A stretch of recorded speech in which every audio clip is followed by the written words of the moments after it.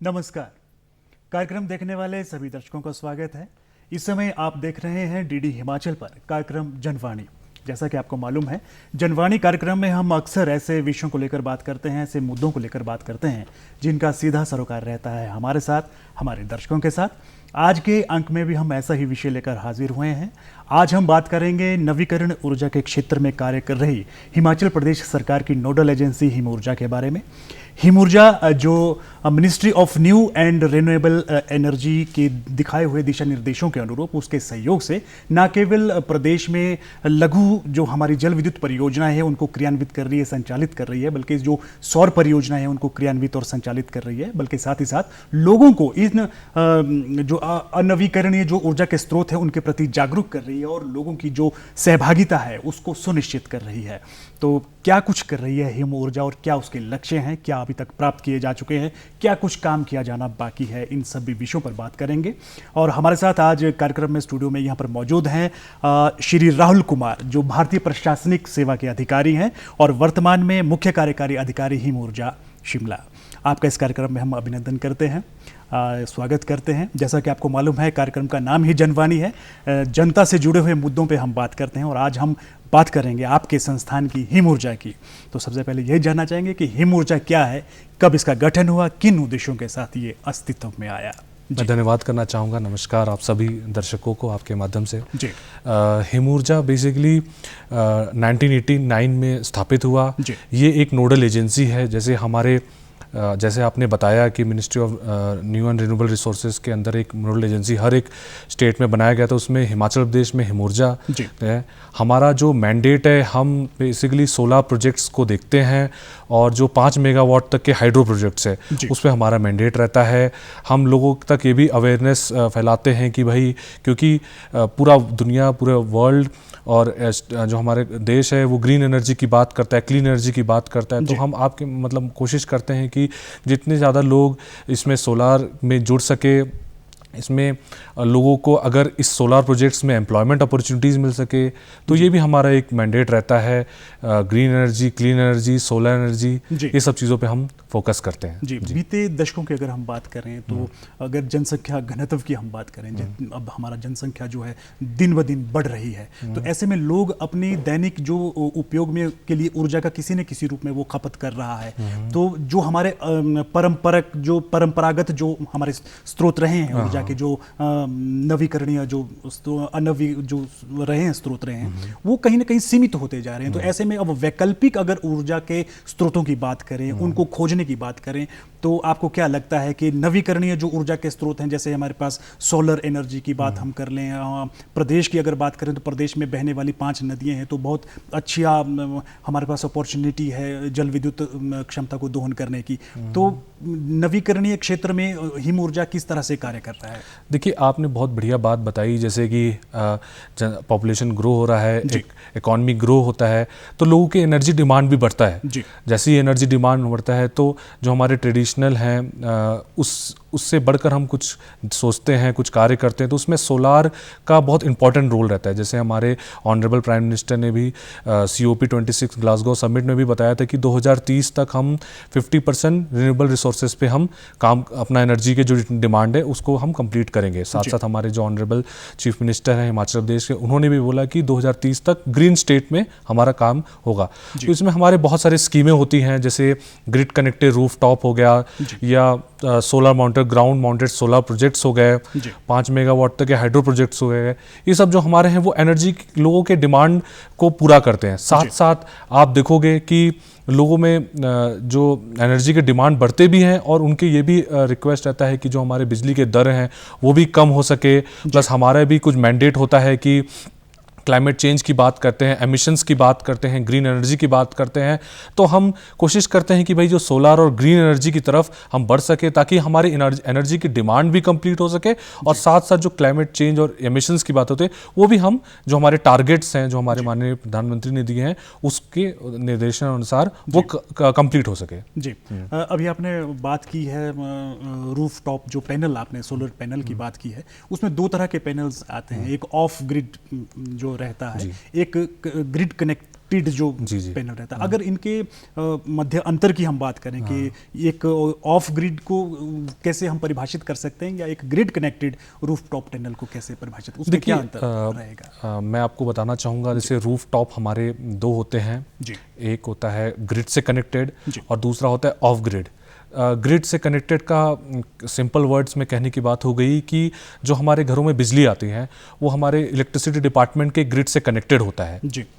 तो जो हमारे सोलार के जो आपके रूफटॉप कनेक्टेड हो गए वो उसी ग्रिड से कनेक्ट करके बाई डायरेक्शनल मीटर, जिसको हम बोलते हैं नेट मीटरिंग सिस्टम बोलते हैं, जिसमें आपके जो बिजली पैदा हो रही है रूफटॉप सिस्टम से और जितनी आपकी खपत हो रही है वो आपको उसमें दिखाई देता है, और जो आपका नेट बिजली का जो आपका कंजम्पशन हुआ वो कंजम्पशन पे ही आपको बिजली का बिल देना पड़ेगा। और अगर आपका बिजली का दर, मान लीजिए आपका बिजली का जो प्रोडक्शन है वो ज़्यादा हो रहा है जितना आपका कंजम्पशन है, तो वो इलेक्ट्रिसिटी डिपार्टमेंट के जो नेट मीटरिंग के माध्यम से उनके जो ट्रांसफार्मर होते हैं वो उसमें चला जाएगा।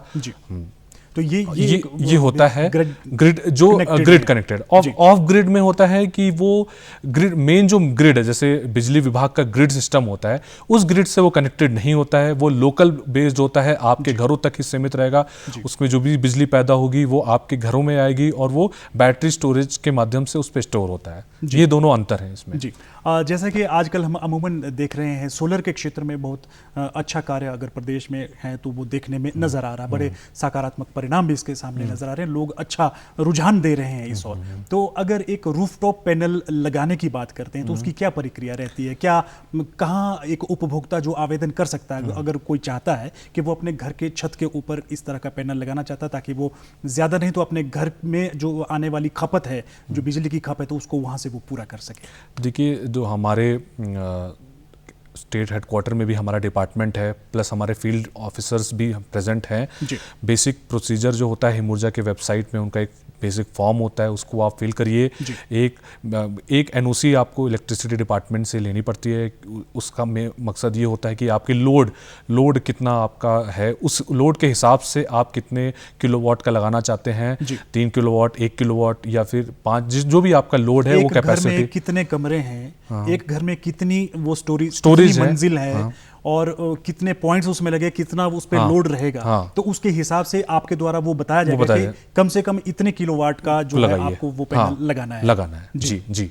और जिस तरह से एक घर में यदि कोई पैनल लगा दिया जाता है, आपके द्वारा इंस्टॉल कर दिया जाता है, तो उसके बाद एक समय अवधि के दौरान अगर उसमें किसी प्रकार की कोई तकनीकी खामी नजर आती है तो उस तरह की कोई सेवा प्रदान किस तरह से आप करवाते हैं? देखिए, अपने उपभोक्ता को, जो भी हमारे उपभोक्ता हैं, हमारे कोई भी इसमें मान लीजिए ये इनका वारंटी पीरियड रहता है और उसमें आप हिमुर्जा के माध्यम से कंप्लेंट रजिस्टर कर सकते हैं और वो आपके कंप्लेंट जल्द से जल्द उसको क्लियर हो जाएगा। जो भी हमारे वेंडर है उसके माध्यम से उसको हो जाएगा। अब हम इसको टोल फ्री हेल्पलाइन नंबर भी स्टार्ट करने वाले हैं कि अगर आपको कोई दिक्कत है तो टोल फ्री नंबर पे कर सकते हैं। जो भी हमारे जिले में हमारे ऑफिसर बैठे हुए हैं उसको आप जल्द से जल्द उसको सॉर्ट आउट कर देंगे। जी। हिमुर्जा में अगर जल विद्युत जो ये आप माइक्रो जो हाइडल प्रोजेक्ट्स रहते हैं, हिमुर्जा की क्या भूमिका रहती है इनमें? देखिए, स्टेट में हमारे छोटे छोटे प्रोजेक्ट्स बहुत सारे रहे हैं। 5 मेगावाट तक के प्रोजेक्ट्स हम हिमुर्जा देखता है, जिसमें आपको बिजली तो मिलती ही है, प्लस लोकली आपको जो हमारे लोकल एम्प्लॉयमेंट अपॉर्चुनिटीज़ भी प्रोवाइड होता है। तो ये है कि इलेक्ट्रिसिटी का डिमांड हम क्लियर करते हैं और एम्प्लॉयमेंट अपॉर्चुनिटीज़ भी हम वो करते हैं। जी। ये अब सबसे बड़ी बात ये आती है कि यदि कोई उपभोक्ता अपने वहाँ पर रूफटॉप पैनल लगाना चाहता है तो उसको कितना खर्च उठाना पड़ता है एक रूफटॉप पैनल लगाने के लिए, अगर वो ऑफ ग्रिड है? अच्छा जी। देखिए, मैं फिर से बताना चाहूँगा, ऑन ग्रिड फिर ऑफ ग्रिड का बताऊँगा। हमारा जो ऑन ग्रिड सिस्टम है उस पर जो आपको सब्सिडी 2 तरीके की होती है। एक केंद्र सरकार जो सेंट्रल गवर्नमेंट सब्सिडी देती है वो 40% है 3 किलोवाट तक का, और जो हमारी स्टेट गवर्नमेंट सब्सिडी देती है वो 6,000 रुपये प्रति किलोवाट देती है। तो मान लीजिए आपका 1 किलोवाट का जो खर्च आता है वो 50,000 हो गया और आप 3 किलोवाट तक का लगाते हो तो आपको 1.5 लाख के करीब आपका खर्च बैठता है। इसमें आपको 40% के अब मतलब तुरंत लगाते समय ही आपको 40% की सब्सिडी मिलती है और जैसे ही आप कंप्लीशन के बाद आप लगाने के बाद आपको 6,000 रुपये प्रति किलोवाट स्टेट गवर्नमेंट हमें देती है। तो आपको 1.5 लाख में 78,000 रुपीज़ का सब्सिडी मिलता है जो लाभ उठा सकते हैं। उसके बाद जो आप बताया कि 3 किलोवाट से 10 किलोवाट तक के लिए जो सब्सिडी है वो 20% का केंद्र सरकार देती है और प्रति किलोवाट वही 6,000 रुपये है। मैं ये भी आपके माध्यम से बताना चाहूँगा जो हमारे दर्शक हैं, पहले जो इसकी सब्सिडी थी वो 4,000 रुपये प्रति किलोवाट थी, अब वो 6,000 रुपये है। तो 2,000 का आपको फ़ायदा होता है और 50% के करीब अगर आपको ये इंस्टॉल हो रहा है तो वो काफ़ी अच्छा है, जिसमें आपके जो नेट कंजम्पशन है बिजली का, बिजली के दर कम हो जाएंगे। और उसके बाद अगर आपका नेट प्रोडक्शन हो रहा है, मैंने जैसे आपको बताया कि मान लीजिए आप प्रोड्यूस ज़्यादा कर रहे हैं, कंज्यूम नेट में ज़्यादा हो रहा है, तो 1 साल के बाद जो फाइनेंशियल ईयर ख़त्म होता है उसके टैरिफ के अकॉर्डिंगली आपको पैसा आपके अकाउंट में दिया जाएगा। ये है हमारी तरफ से जी। अब बिल्कुल मैं अपने दर्शकों तक ये बता देना चाहूँगा कि इस समय जो आप कार्यक्रम देख रहे हैं, कार्यक्रम का नाम है जनवाणी। ये लाइव फोन इन कार्यक्रम है, आप हमसे लाइव जुड़ भी सकते हैं क्योंकि आज हमारे साथ बतौर विशेषज्ञ कार्यक्रम में शरीक हुए हैं श्री राहुल कुमार, जो भारतीय प्रशासनिक सेवा के अधिकारी हैं और वर्तमान में मुख्य कार्यकारी अधिकारी हिम ऊर्जा हैं। और सोलर और सौर ऊर्जा से संबंधित जो भी पैनल्स आजकल प्रदेश में लग रहे हैं, उससे संबंधित कोई भी शिकायत आपकी रही है तो आप हमसे सीधे जुड़कर आप मुख्य कार्यकारी अधिकारी से बात कर सकते हैं और अपनी समस्या का निराकरण कर सकते हैं।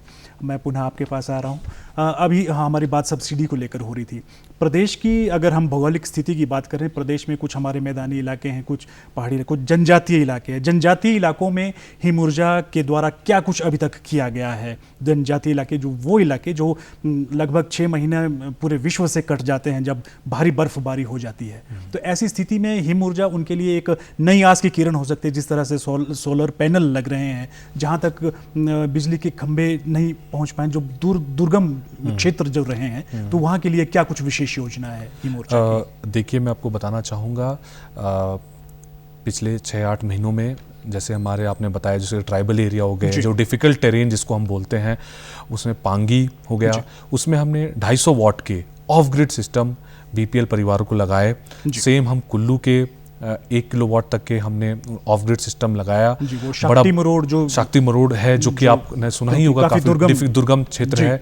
साथ ही साथ बड़ा बंगाल जो कांगड़ा में पड़ता है, बैजनाथ सब डिवीजन में है, वहाँ भी हमने 250 वाट का सिस्टम लगाया, जिससे लोगों का ये ऑफ ग्रिड सिस्टम होता है तो ग्रिड से कनेक्टेड नहीं होता है, तो लोगों को बेसिक जो नेसेसिटी होती है लाइट की और उसकी जो बेसिक फैसिलिटीज से वो उनको प्रोवाइड हो जाता है। किन्नौर हो गए, पांगी हो गया, हमारा कुल्लू के कुछ क्षेत्रों के, कांगड़ा के क्षेत्र, ये सब हमने लगा रहे हैं। और हमारा आगे भी फ्यूचर में प्लान है कि कुछ और भी दुर्गम क्षेत्र जहाँ पे हम जैसे वर्ल्ड बैंक के माध्यम से पांगी में भी हम 2 मेगावाट के प्रोजेक्ट लगा रहे हैं हाइब्रिड बेसिस पे।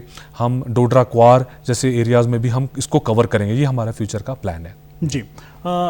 ये जिस तरह से हिम ऊर्जा कार्य कर रहा है और जिस तरह से रूफ टॉप पैनल्स लगाए जा रहे हैं, जैसे आपने ग्रिड कनेक्टेड जो पैनल बताए हैं, जिसके माध्यम से पावर परचेज जो पॉलिसी रही है वो क्या रहती है?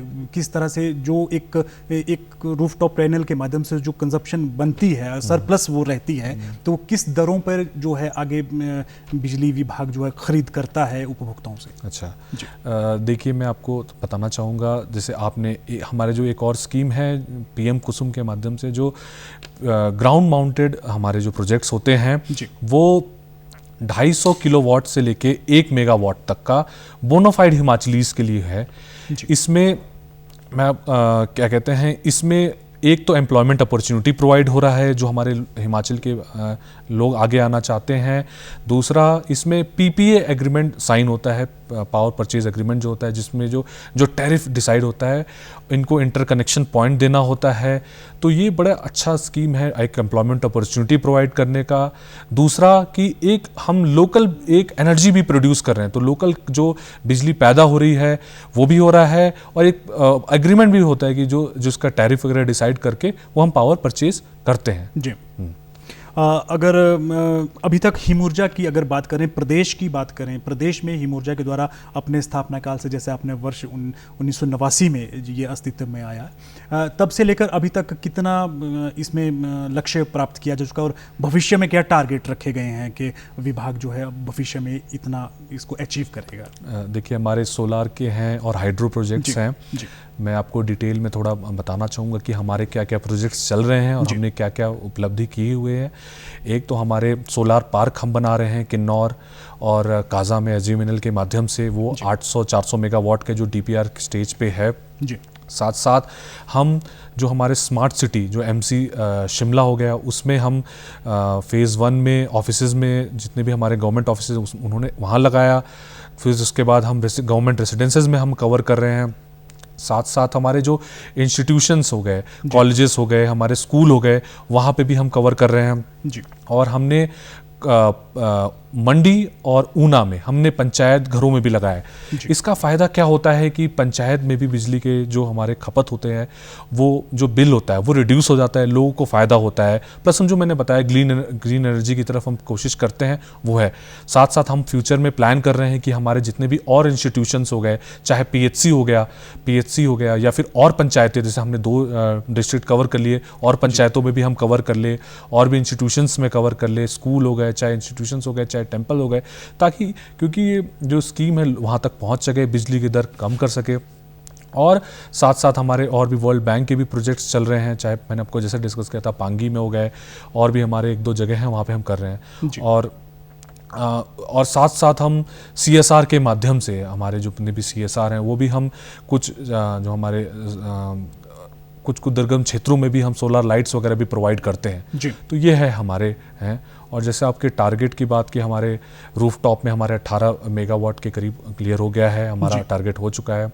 और ग्राउंड माउंटेड में हमने 20 मेगावाट के करीब किया हुआ है।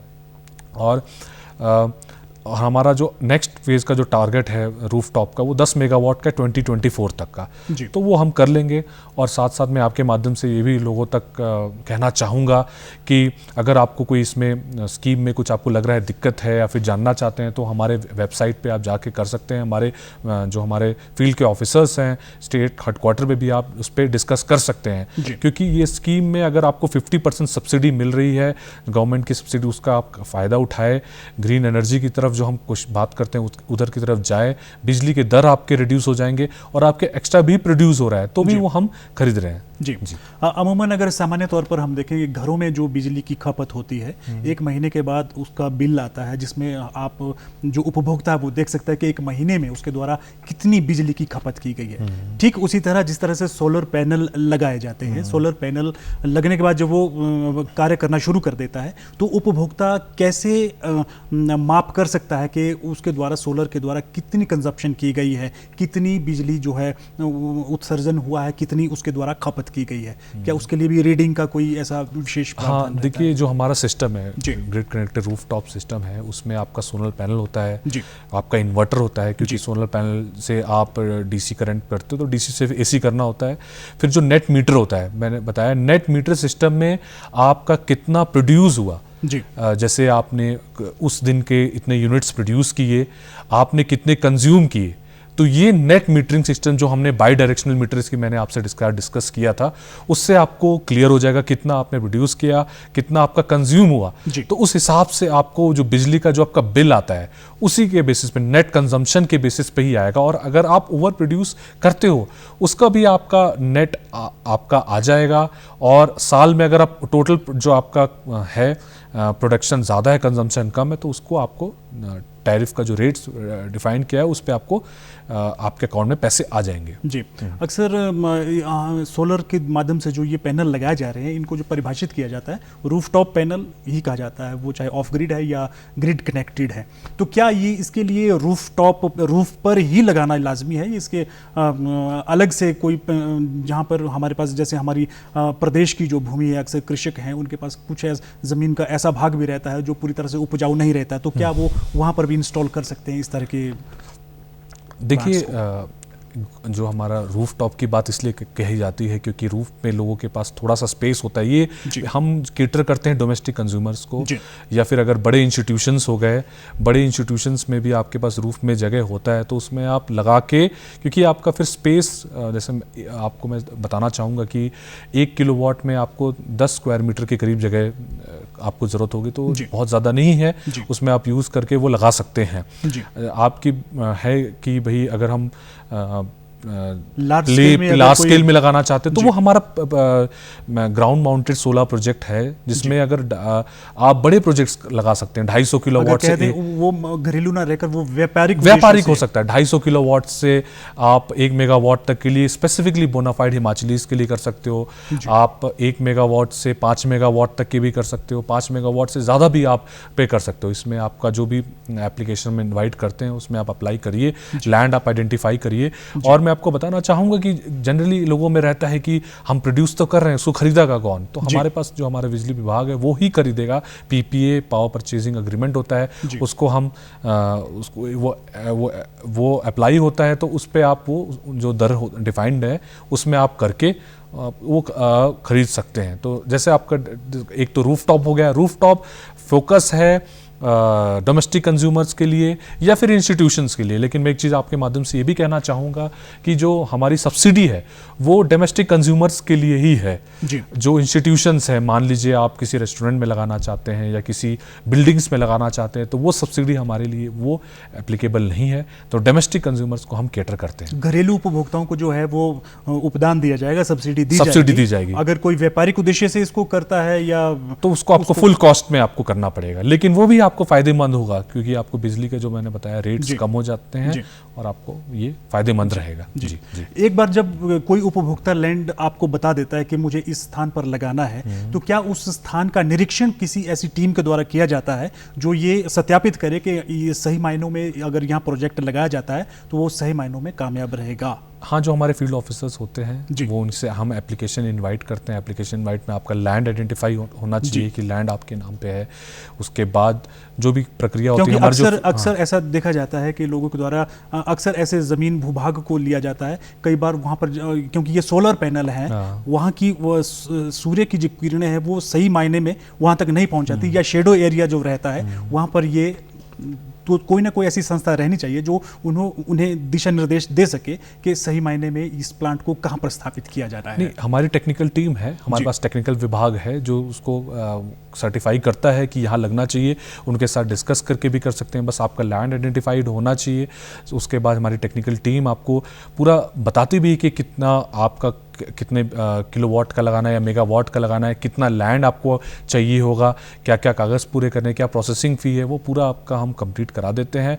और इसमें बेसिकली हमारा ये जो सोलर एनर्जी का जो आप चाहे आप प्रोज में आप बोल सकते हो कि भाई प्रोज है हमारे पास, बिजली सोलर तो हर जगह है, एनर्जी बहुत है। कहीं कहीं कमियां ये हो जाती है, कोई जैसे शैडो एरिया हो गया या फिर वहाँ पे सोलर, तो उसमें भी आपका एंगल वगैरह जो भी टेक्निकली जो एडवाइस है वो हमारे पास टेक्निकल टीम है, वो उसको सुरक्षित करती है कि भाई ये हो, ताकि जो प्रोजेक्ट में एकदम लगे तो बिजली एकदम 100% जो एफिशिएंसी जितना भी पॉसिबल हो, एफिशिएंसी उतनी ज़्यादा हो सके और उतना वो जो हमारे उपभोक्ता हैं, जो खासकर जो हमारे, क्योंकि ये जो छोटे प्रोजेक्ट्स होते हैं वो यंग बच्चों में होते हैं, स्टार्टअप वाले जो बच्चे हो रहे हैं 250 किलोवाट के, तो हमारे पास टेक्निकल सपोर्ट है जो आपको एकदम सही डायरेक्शन देगा। बस आपके पास वो मोटिवेशन होना चाहिए, वो आप में जज्बा होना चाहिए करने का। सोलर पैनल के अलावा अगर उत्पादों की बात करें हिम ऊर्जा के द्वारा, क्या केवल ऊर्जा कंजप्शन वाला ये सोलर पैनल लगाया जाता है या इसके अलावा भी सोलर से जुड़े कुछ और उत्पाद भी रहते हैं आपके?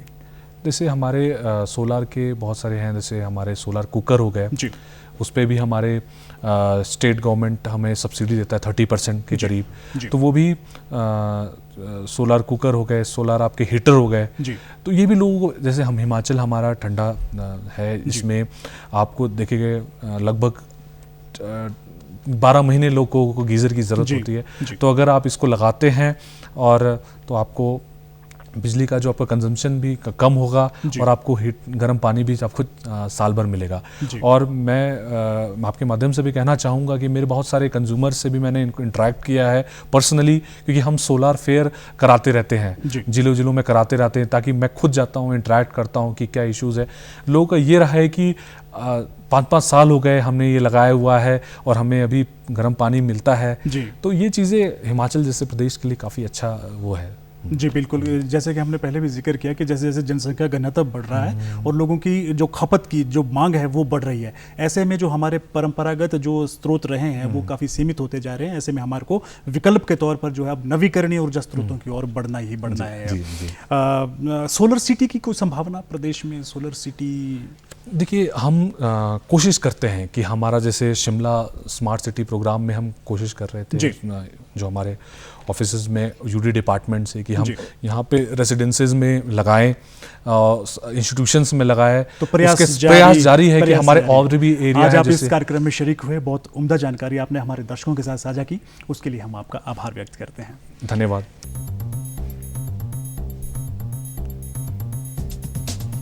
ठीक है।